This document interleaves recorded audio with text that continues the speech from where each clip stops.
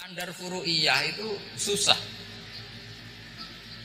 karena perdebatannya itu mirip-mirip, kayak iya, kayak tidak, kayak makanya dulu zaman sahabat ada sahabat itu mencintai Rasulullah, senengannya sowan, bukti cinta sowan. Banyak juga yang sahabat bukti cinta Nabi itu tidak pernah sowan, alasannya ganggu. Kenapa kamu jarang sowan Nabi? Saya sering jamaah sama Nabi, saya tidak pernah sowan. Kenapa? Ganggu. Biar Nabi kalau di rumah sama anak istrinya, saya tidak mau ganggu. Makanya saya termasuk kiai yang gak pati seneng disuan. Karena ya itu tadi, kalau mulang seneng saya, kalau disuani biasa. Kalau kiai roba itu nilai, nak pernah sepuh jadi rasuan nilai. Jadi beda, saya sering dinilai kiai sepuh. Tapi bahasanya tentu tidak sowan, tapi apa? Nilai. Kalau sowan itu banyak. Ketika Rasulullah wafat, itu separuh sahabat hampir mayoritas, ya Rasulullah, kita semua ingin kita dulu yang meninggal karena engkau begitu penting. Maka jangan meninggal dulu, kita yang meninggal. Kalau kita yang meninggal itu gak apa-apa, tapi kalau engkau penting, jangan meninggal. Tapi ada saja sahabat, lah tidak seperti itu. Saya suka Rasulullah meninggal dulu. Alasannya masuk akal. Biar Allah menyaksikan saya kama usaddikuhu hayyan usaddikuhu maitan. Allah biar menyaksikan saya iman kepada Nabi ketika masih hidup. Dan saya buktikan setelah mati pun, setelah meninggal pun, setelah wafat pun, iman. Jadi ternyata baisnya itu supaya orang tahu bahwa iman kita kepada Nabi itu iman yang super. Jika ketika beliau sugeng ya kita iman, setelah wafat juga kita iman. Kayak usaddikuhu maitan kama usaddikuhu hayyan. Supaya saya mentasdikkan beliau setelah meninggal sebagaimana kita mentasdikkan beliau saat masih hidup. Dan ternyata Allah ridho dengan perkataan sahabat itu. Kenapa Allah ridho? Karena menjadi pelajaran bagi orang-orang yang ditakdir gak menangi Rasulullah SAW. Tetap mereka iman. Jangan kayak setan. Setan itu kurang ajar betul kalau iblis. Kalau mengkaji fikih itu harus detail. Minimal takrib itu setengah hafal. Supaya konstruksi ilmu itu utuh. Ya sama lagi konstruksi ilmu itu, karena ilmu itu mesti ada yang apa ya, ya rodok setengah salah gitu, tapi disalahno ora kena. Ndak sampean tak bedheki, nak pancen bener langsung tak angkat jadi rektor. Nak bener tuh. Coba rukun sholat pertama itu apa coba? Rukun sholat pertama. Niat. Niat sama berdiri dulu mana? Ayo niat dulu baru berdiri, apa berdiri dulu baru niat? Berarti niat sama berdiri dulu mana? Nah, rubah kan? Artinya kita mau bilang tartib urutannya niat, berdiri, takbir gak bisa. Yang dikatakan niat itu apa? Qasdus syai' muqtaronan bi fi'lihi. Berarti niat sama takbir harus bareng apa urutan? Bareng. Terus dengan qiyamnya urutan apa bareng? Bareng apa urutan? Loh enggak, kalau urutan berarti takbir dulu, duduk, baru berdiri. Nah maka seperti ini mau tidak mau kita salah. Dikatakan tartibnya salah, dikatakan serentak ya salah. Cuma karena kita bodoh, gak tahu mikir itu, alhamdulillah kan di situ. Loh coba niat sholat, niat, takbir, qiyam dulu mana? Niat, takbir, qiyam dulu mana aja? Dulu qiyam. Enggak ada kitab yang mengatakan arkanus sholat awaluha. Oh, jaga kitab kriminal maksudnya. Makanya ngendikane ulama-ulama di sarah-sarah, mau ndak mau sebagian istilah itu tasamu. Tasamu itu wis dige gampang ngono kok repot. Karena kita ndak bisa detailnya. Coba misalnya puasa. Puasa Ramadan itu wajib apa? Tabyitun niat, nginepno niat. Sing darane nginep itu umure lama apa enggak? Lama kan? Sekarang sebelum 2 menit kamu baru niat, sah apa enggak? Sah. Itu sempat nginep apa enggak 2 menit itu? Enggak sempat kan? Jadi ilmu itu, makanya kata ulama-ulama, pokoknya ilmu itu mesti ada unsur tasamu. Tasamu itu ya tiga gampang. Apa? Tiga gampang. Misalnya Imam Syafi'i berpendapat mashu ba'dir roksi. Itu kata beliau walau sa'rotan fi hadir roksi. Meskipun satu rambut asal masih di wilayah kepala. Tapi kalau rambut itu dikeliwir, dibasuh di sini nggak sah, karena sudah keluar dari batas apa? Kepala. Imam Syafi'i cara berpikir kan, yes ngene iki jenenge basuh sirah. Tapi cara Abu Hanifah enggak. Ya enggak, yang namanya megang kepala itu ya minimal 1/4. Masa gitu dikatakan Lalu ulama usul fikih itu berdebat. Sesuatu itu sesuai masodaknya. Masodak itu yasduku alaihi kada, yaitu ini tadi saya cerita ke Ibu Khen tentang ngaji Jamul Jawame.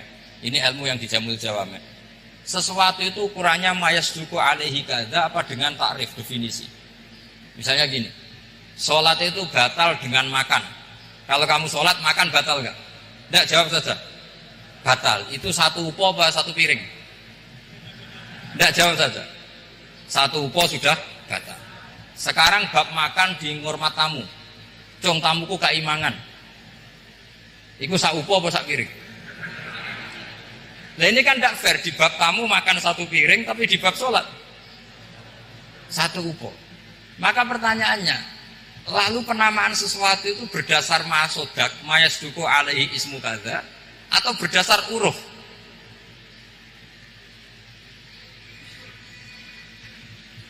Ukurannya apa coba? Maka terus jadi perdebatan. Nah ini di sini ini pentingnya ulama, karena nah sekarang saya bedai kan, cengkeh itu wangi apa enggak? Kategorinya cengkeh. Wangi kan, kalau orang bikin kue tar pasti pakai apa? Cengkeh. Pakai wedang ronde supaya manis, apa wangi dikasih apa? Cengkeh. Nah itu saya berkali-kali cerita, pernah mau dipikirkan orang Islam itu nggak boleh rokok, karena dianggap pakai apa? Mau wangi karena ada apa? Cengkeh.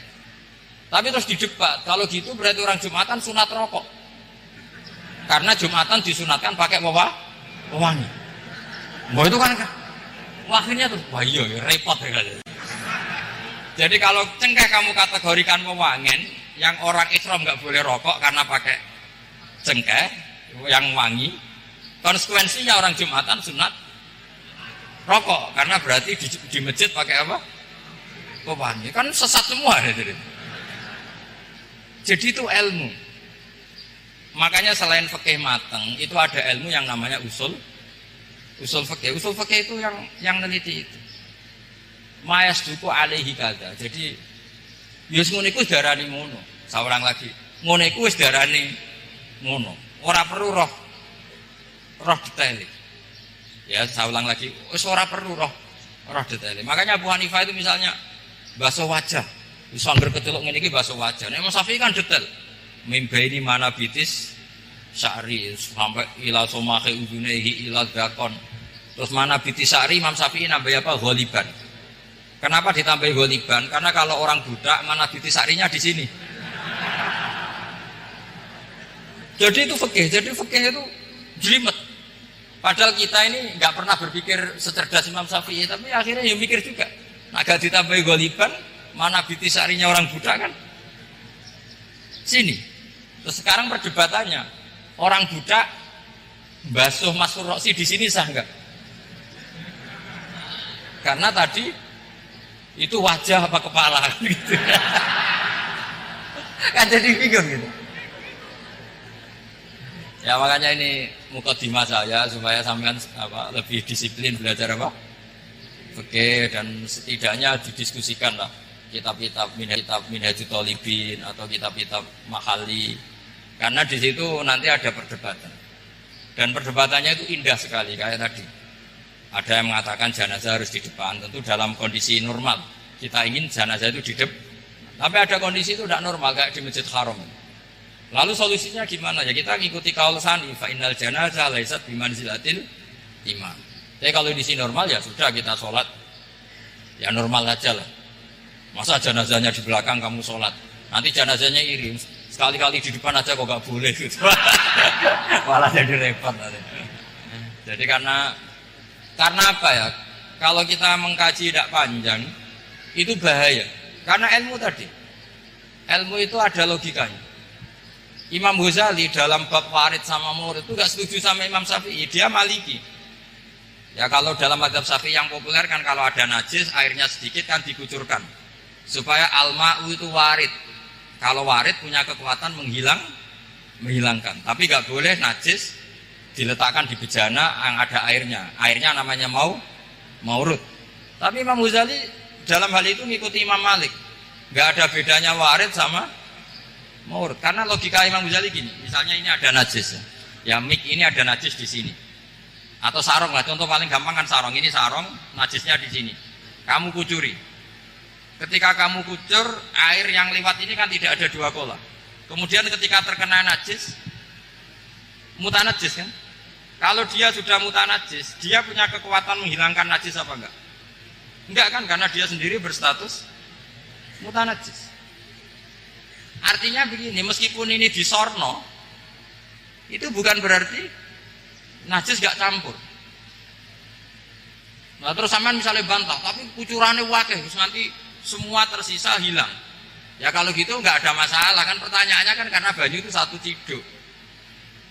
Sehingga Imam Syafi'i mengatakan cara berpikir Imam Ghazali, air itu oleh Allah dikatakan mutahhirun, mensucikan. Ya sudah, kalau ada air berarti mensucikan, baik caranya warid maupun maurud. Bukan karena air itu menghilangkan najis, karena tadi logikanya yang sudah kena najis, air ini sudah berstatus mutanajis, berarti pas mulai lewat ke bawah dia statusnya apa? Mutanajis, ke bawah lagi berstatus mutanajis. Misalnya sampean bantah, tapi mutanajis ini kan dihilangkan oleh air di atasnya.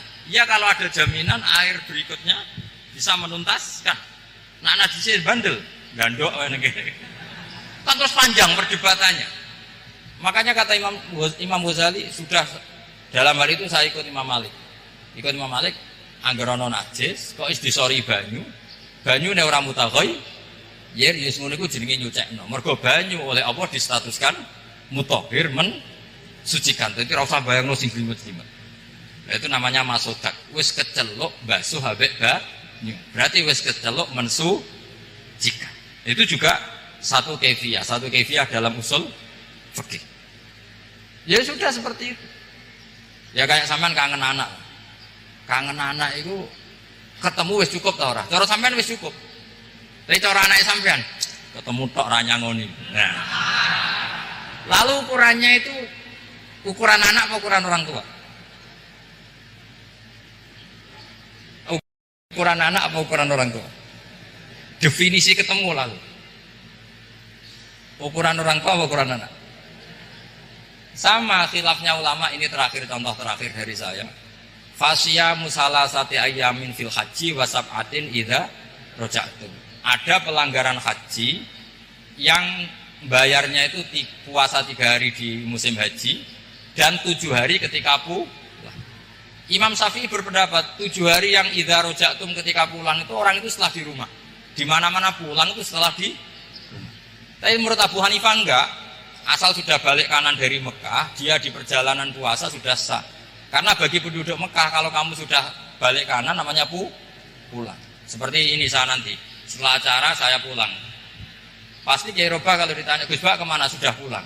Tapi tanyakan istri saya. Jadi orang sini kalau saya sudah pamit, sampean bilang saya pulang enggak? Gus Bak kemana? Sudah pulang. Tapi tanyakan istri saya. Belum pulang. Lalu ukurannya ini jenengan apa istri saya? Ya mau nggak mau harus, karena Allah hanya janjian wasab'atin idza raja'tum, dan 7 hari ketika kamu sudah pulang. Ukurannya siapa coba? Ukurannya penduduk Mekah apa keluarganya? Kalau ukurannya penduduk Mekah, asal orang haji sudah cabut ya disebut pulang. Tapi kalau ukurannya keluarga, asal belum sampai rumah belum disebut